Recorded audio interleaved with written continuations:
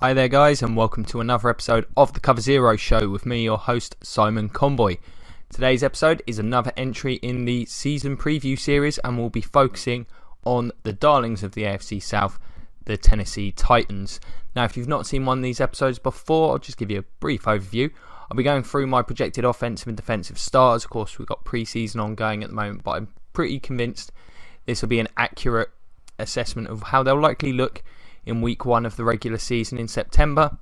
I'll then be going through the schedule, just sort of roughly giving my projected record for the season and highlighting what I believe are the key areas in that schedule, before ending up with what I consider the three key areas for this team if the Titans are going to make a run at the playoffs, win the division, and possibly make a run in the playoffs.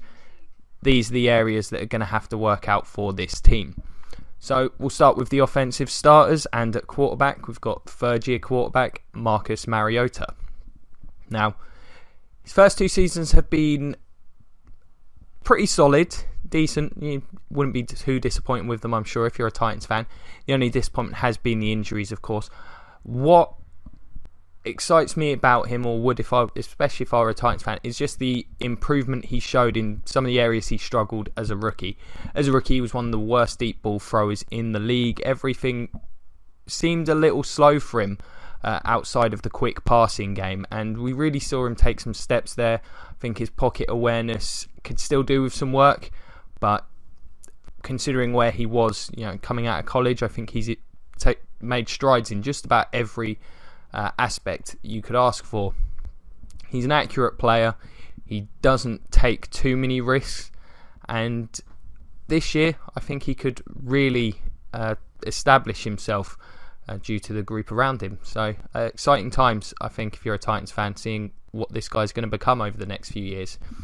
The running back position looks very strong. DeMarco Murray is perfectly suited to the quote-unquote exotic smash mouth, which I'm not a huge fan of that name, but he was very, very productive last year. He's a far more capable receiver than most people give him credit for. I think that's a massively underrated aspect of his game.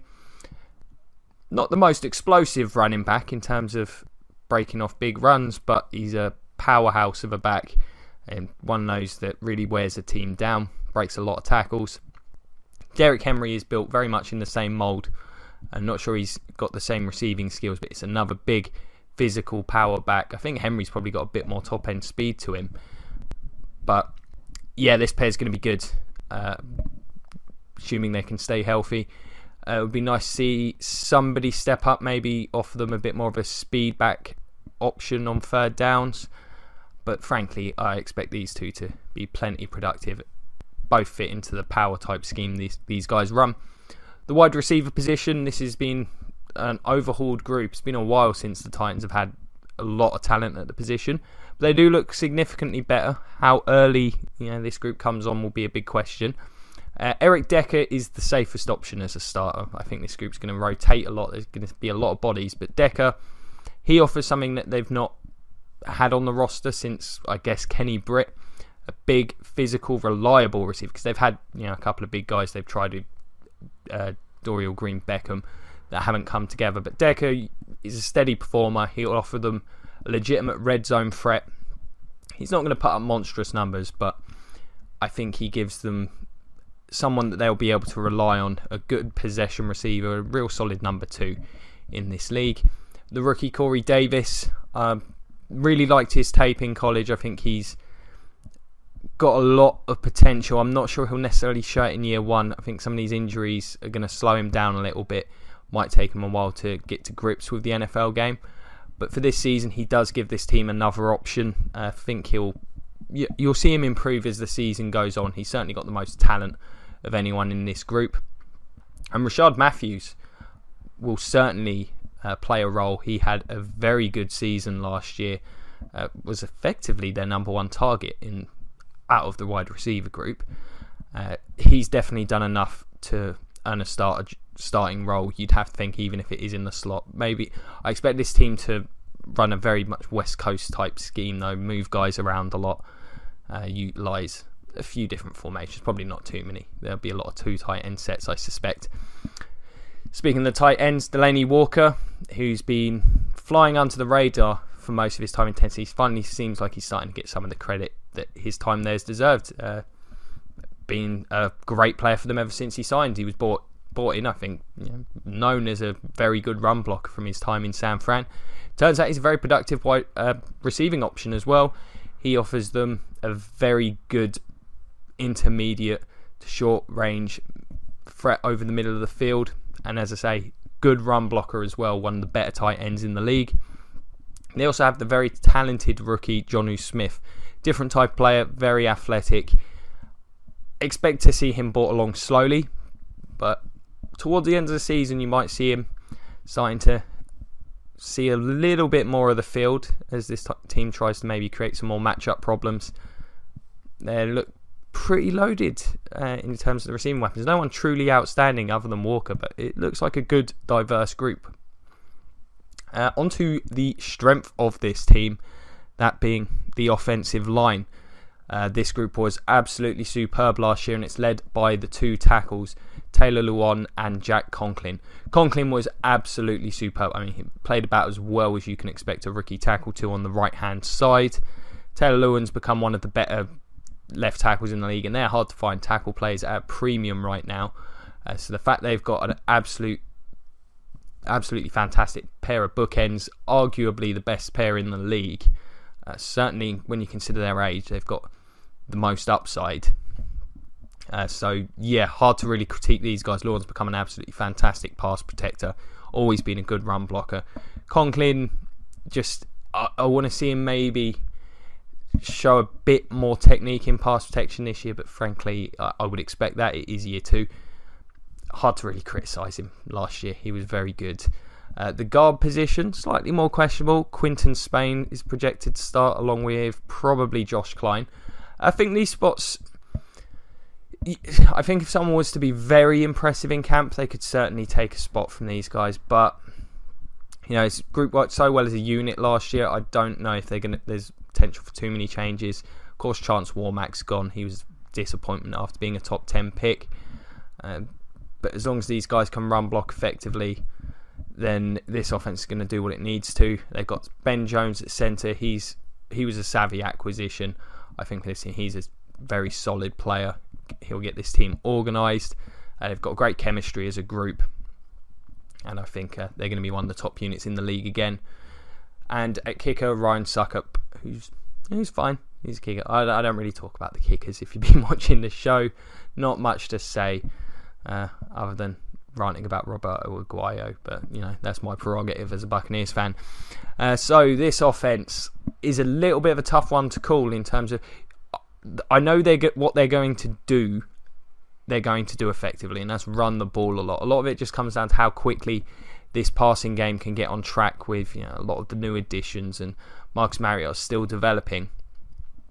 If they can get to where they need to be, which might take a few weeks, this has the potential to be one of the absolute best groups in the league. This passing game can take off. There's a ton of balance there. Of course, it's going to be one of the top run games in the league. Murray and Henry are both going to, trample teams. If you can't stop the run, this team is going to be a nightmare for you to deal with. And I think there's enough talent there in the receiving core, anchored by Walker and Decker as experienced players, that this group could end up being probably surprising a lot of people who aren't aware quite how good a job this team's done rebuilding. Of course, a lot of this will hinge on how Mariota plays, but I'd be pretty confident. So I expect this to be a very good group. It might not put up a huge amount of points, but I expect them to control the ball well, be very balanced and very difficult to defend as a whole. Moving on to the defensive side of things, got Dick LeBeau running things, so it's going to be interesting to watch, doing all kinds of funky blitzing. The defensive ends, you've got Jarrell Casey. He's the stud on this defensive line. He's been great since day one entering the league. He got his long-term deal.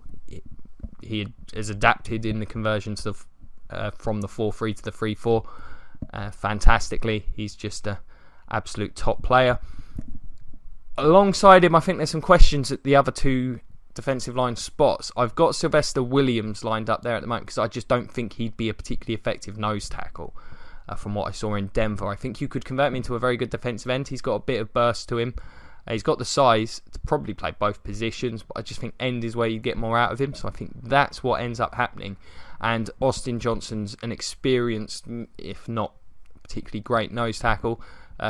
Really realised there's not a huge amount of talent at that position in the league at the moment, but I think he ends up getting the nod. The outside linebacker spot is another position of strength. Brian Arakpo and Derek Morgan, not absolute world beaters at the position, but they're both very solid players. Morgan plays both the run and pass at a high level. Arakpo's a better pass rusher than run defender, but he's still fine. Not the flashiest pass rusher, not a huge amount of speed moves, but they're both productive. I expect them both to be pushing for double-digit sacks this year.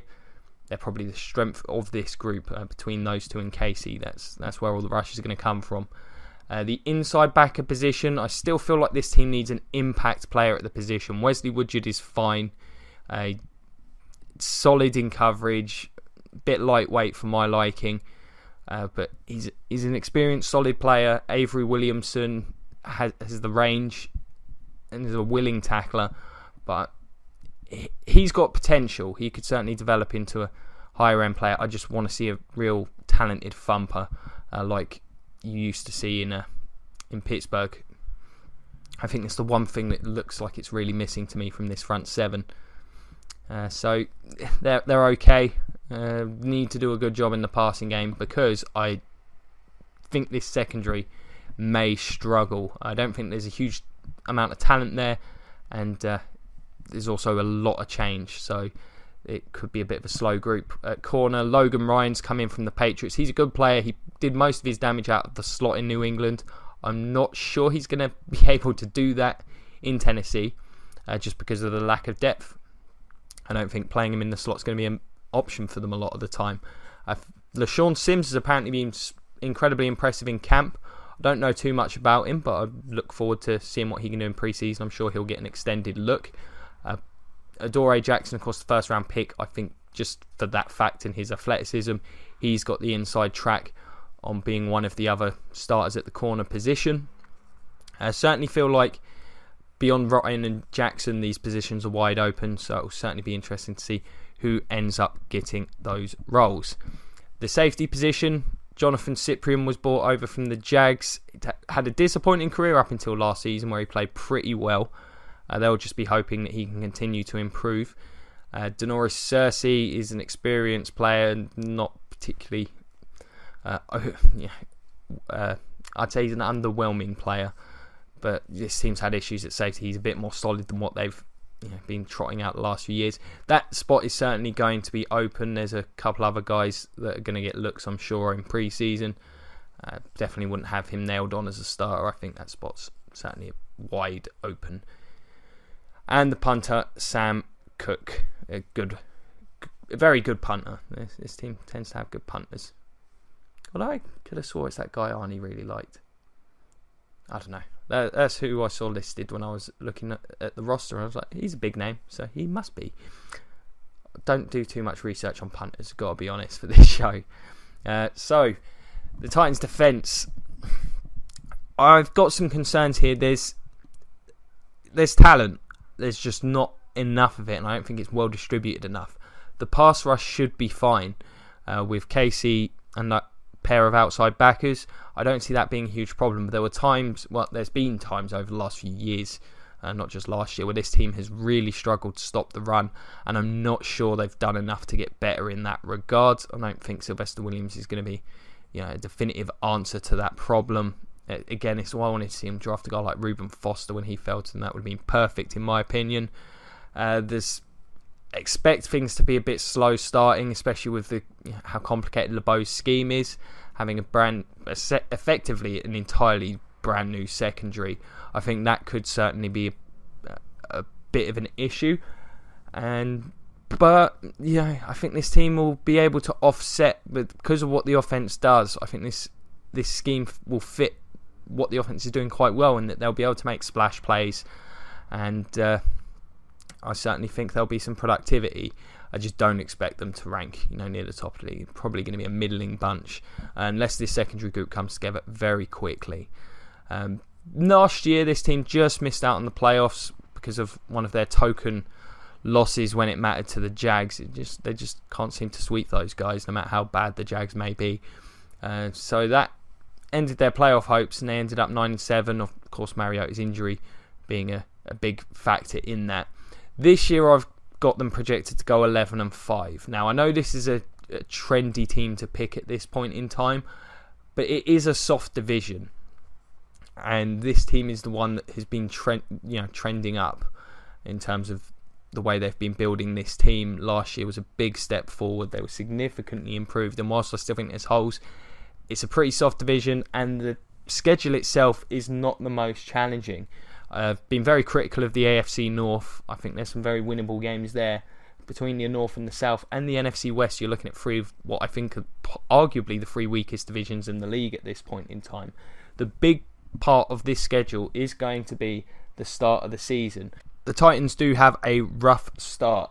They've got the Raiders in week 1, Seattle in week 3, and Houston, while they might not look terrifying in week 4, that's one of the biggest games of the season for, well, they're going to be the two biggest games in the division, you'd think. Dolphins the week after that, they could easily be competing for a playoff spot. And the Jags in week 2, which this team, they always seem to drop a game to the Jags. That's what doomed them last year. It's just been par for the course, no matter how bad the Jags have been in recent years. But the benefit of facing against those divisions, I think, will weigh heavily in their favour. If they can navigate this difficult start of the season, I think the rest of it looks very winnable. At the end of the season, I mean, you've got the Jags, the Rams and the Niners as your last 3 games. Not in that order. That was reverse order, actually. That's about as good as you could hope for, frankly, in terms of your last 3 games in this league. So if they can start the season well, I think they can pretty much breeze into the playoffs and win this division. And may even be able to compete for a first round bye. Who knows? That does require quite a lot to come together. This team, has barely had a winning season in the last 5 or 6 years. So it might be a bit ambitious to say that, but I don't think it's beyond the realms of possibility at all. In terms of that happening, though, there are 3 key areas that are going to, for me, be the main points that are going to need to come together for this team to achieve that 11-5 record or possibly more. And it starts to me with the receivers. I've hinted at a lot of these over the course of the show, of course. But the receivers, there's talent in that group, certainly more than there has been in years, and there's a lot of balance there. They've got the big physical receiver, they've got a bit more speed. Corey Davis can do a little bit of everything. However, between them, the starting 4, if you include Tajay Sharp and the 3 I mentioned earlier, you've got a combined 2 years of experience with this team. In Decker's first year there, Davis a rookie, and the other 2 guys were new to the team last year. So that's not great in terms of chemistry. The early part of the schedule is the toughest part, so that's maybe a bit of an issue for this team, a bit of a hurdle. But if they can develop the chemistry with Mariota quickly, develop along with him, then it could be a very good group. But that has to happen. The secondary is the big one. I mean, it's been dire in Tennessee for the last few years. They've struggled at corner. The safety play's been very poor. They need to get better production there. They clearly agree with me. They blew it up and started again, basically. All new starters this year, pretty much. It still doesn't look great. While Cyprian played very well last year, Logan Ryan's a fine player. They're not high-end star talents in this league. It's not the easiest scheme in the world to play in. Much like the receivers, can certainly expect to see some growing pains and struggles early in the year. It's hard to imagine them being worse than they have been over the last few years. But if they can produce well, then this defence could end up being a significantly better unit than I'm expecting. But they've got to offer something, otherwise this team will be an easy out, you'd think, for a good pass offence in the playoffs. And the offensive line. In order for this offense to go, the offensive line has to remain healthy from both a talent perspective and a chemistry perspective. They're the heart and soul of this team. They're a fantastic group, one of the best groups in the league. They're all young. There's a high-end level of talent there, particularly at tackle. And frankly, as they go, I think this team will go. So if those three things can happen, I expect this team to be very good and live up to a lot of this preseason hype.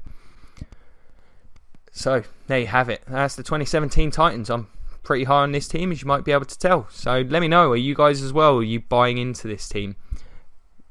Let me know, comment section below, the Cover Zero Facebook page, or find me on Twitter at Simon Conboy. Always happy to talk ball. As always, check out some of the rest of the show. We've only got 8 teams left to do, so 24 down now. Plenty of that. There was the first episode of our weekly roundtable. One of my mates who's a Titans fan, Arnie, he was on the show, so you'll get his opinion first hand from a Titans fan. He does know the team better than I do, let's be fair, or at least he should do. I think he does, to be fair. And so they're really enjoyable. If you could like, share, subscribe, check out the Patreon and all that good stuff. It's all greatly, greatly appreciated. Really, I say it all the time, but I do appreciate people checking the show out. It's wonderful stuff. It's a pleasure doing it. It's been a pleasure as always. Thank you so much for your time. Have a great weekend, and go Bucks.